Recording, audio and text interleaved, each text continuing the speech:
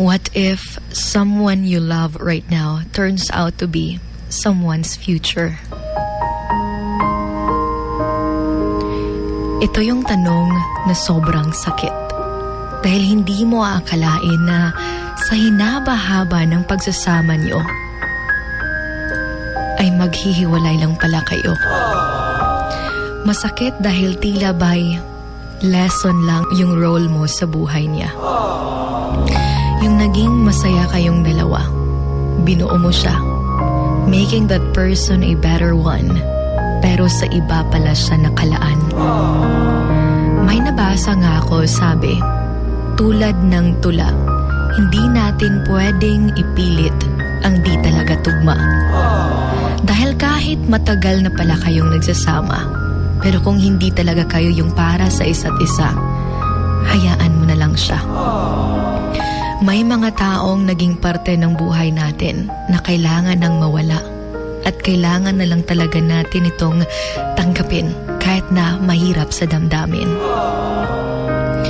Alam naman natin na in every relationship, nag-i-effort talaga tayo dahil mahal na mahal natin ang isang tao. Sadyang may mga relationship lang talaga na sinusubok ng todo.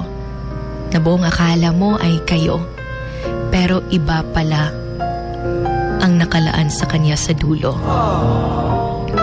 Masakit yung tipong you are building someone for someone else.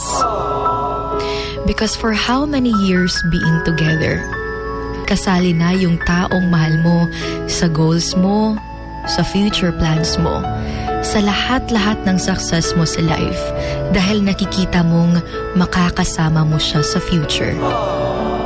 Pero yun na nga, there are things that we can't control, even yung relationship nyo. Hindi kasi tayo sure sa mga pwedeng mangyari, na baka one day, gigising ka na lang na hindi na pala ikaw. O baka one day, gigising ka na hindi na pala siya. Long-lasting relationship is really a hard work. Dapat kayong dalawa talaga yung mag-work together. Because it is more than a feeling. It is a commitment na dapat mong panindigan. Dahil kahit araw-araw mo mang hawakan ang kanyang mga kamay at sabihin sa kanya araw-araw na gusto mo siyang makasama habang buhay, kung hindi talaga kayo yung dalawa yung itinadhana, hindi talaga siya ang iyong makakasama.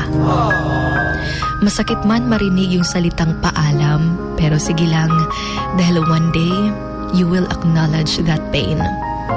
Na kaya pala, hindi naging kayo dahil may nakalaang better for you. And that pain makes you stronger. So thank the past for a better future.